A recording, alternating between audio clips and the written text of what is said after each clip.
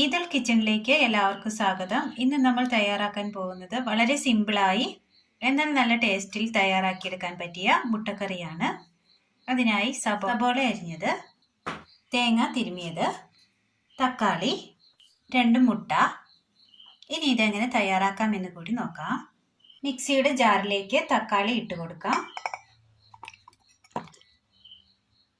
നന്നായി ഒന്ന് അടിച്ചെടുക്കാം. മിക്സിയുടെ ജാറിലേക്ക് മുട്ട ഒഴിച്ചു കൊടുക്കാം. ഉപ്പ് ആവശ്യത്തിന്. നന്നായി അടിച്ചെടുക്കാം. അടിച്ചെടുത്ത മുട്ട ഒരു ബൗളിലേക്ക് ഒഴിച്ചു കൊടുക്കാം. മുട്ട അടിച്ചെടുത്ത മിക്സിയുടെ ജാറിലേക്ക് 2 പച്ചമുളക്, കറിവേപ്പില, തേങ്ങ ചതച്ചെടുക്കാം. അടിച്ചെടുത്ത മുട്ടയിലേക്ക് ചതച്ചു കൊണ്ടുവന്ന് തേങ്ങ ഇട്ട് കൊടുക്കാം. നന്നായി ഒന്ന് മിക്സ് ചെയ്യണം.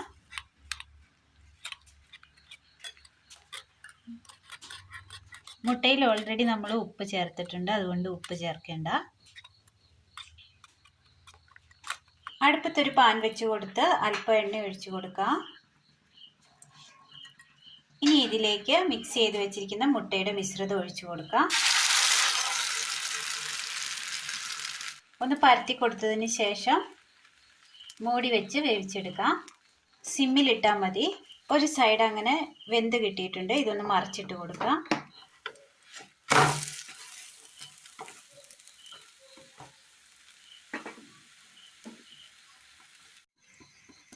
രണ്ട് സൈഡും നന്നായി വെന്ത് കിട്ടിയിട്ടുണ്ട്. ഇതൊരു തണുക്കാനായി വെച്ച് കൊടുക്കാം.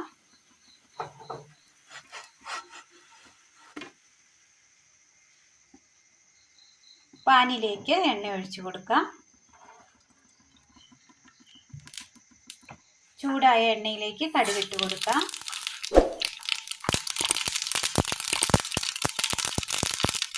പൊട്ടി വന്ന കടുകിലേക്ക് സബോള ചേർത്ത് കൊടുക്കാം.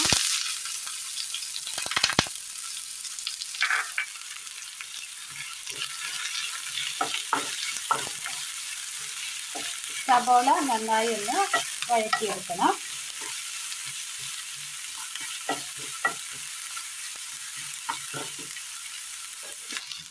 സബോളയുടെ ആ പച്ചപ്പൊക്കെ ഒന്ന് മാറി വരുമ്പോൾ അതിലേക്ക്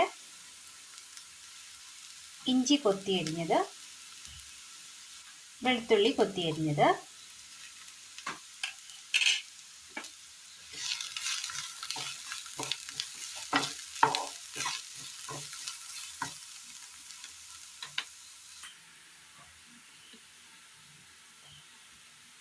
ഇനി ഇതിലേക്ക് മുളക് പൊടി, ചിക്കൻ മസാല, മഞ്ഞൾപ്പൊടി, മല്ലിപ്പൊടി,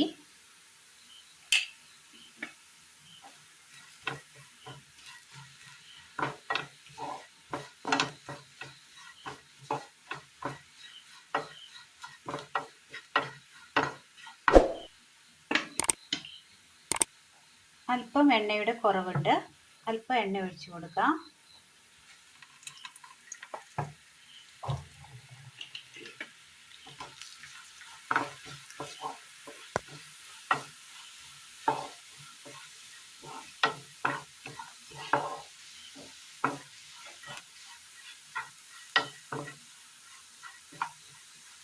പൊടികളെല്ലാം അങ്ങനെ നല്ലതുപോലെ മൂത്ത് കിട്ടിയിട്ടുണ്ട്.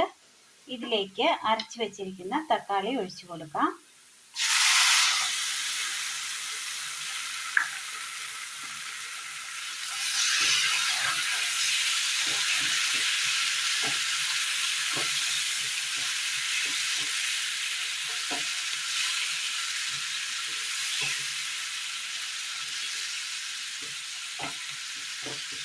അല്പം ചൂടുവെള്ളം.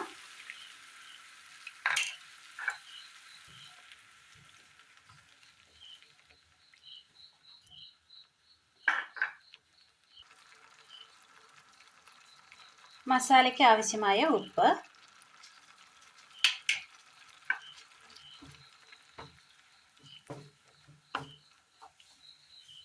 നന്നായി ഒന്ന് തിളച്ച് വരട്ടെ.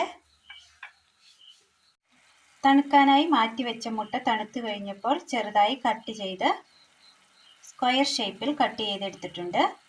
മസാല അങ്ങനെ നല്ലപോലെ തിളച്ച് വെന്ത് കിട്ടിയിട്ടുണ്ട്. ഇനി ഇതിലേക്ക് നമ്മൾ കട്ട് ചെയ്ത് വെച്ചിരിക്കുന്ന മുട്ട ഇട്ട് കൊടുക്കാം.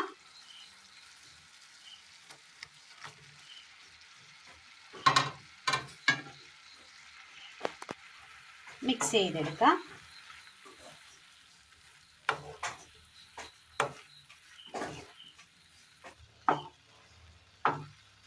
മുട്ട ഉടയാതെ നന്നായി ഇളക്കിയെടുക്കണം.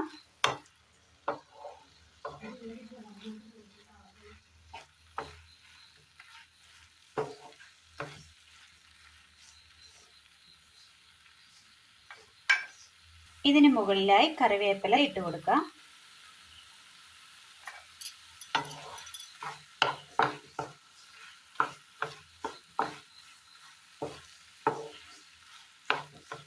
നല്ല ടേസ്റ്റിൽ തയ്യാറാക്കി എടുക്കാൻ പറ്റിയ എഗ്ഗ് ഫ്രൈ റോസ്റ്റ് ആണ് ഇന്ന് നമ്മൾ തയ്യാറാക്കിയത്. ഇത് ചപ്പാത്തി, പൂരി, അപ്പം എന്നിവയ്ക്കൊപ്പം കഴിക്കാൻ പറ്റിയതാണ്. വേണമെങ്കിൽ ചോറിനൊപ്പവും കഴിക്കാവുന്നതാണ്. നല്ല ടേസ്റ്റാണ്. എല്ലാവരും ഒന്ന് ചെയ്ത് നോക്കി അഭിപ്രായങ്ങൾ കമൻറ്റ് ബോക്സിൽ അറിയിക്കാൻ മറക്കരുത്. അപ്പോൾ ഇന്നത്തെ വീഡിയോ എല്ലാവർക്കും ഇഷ്ടമായി എന്ന് വിചാരിക്കുന്നു. ഇഷ്ടമായ ലൈക്ക് ചെയ്യാനും ഷെയർ ചെയ്യാനും സബ്സ്ക്രൈബ് ചെയ്യാനും മറക്കരുത്. താങ്ക്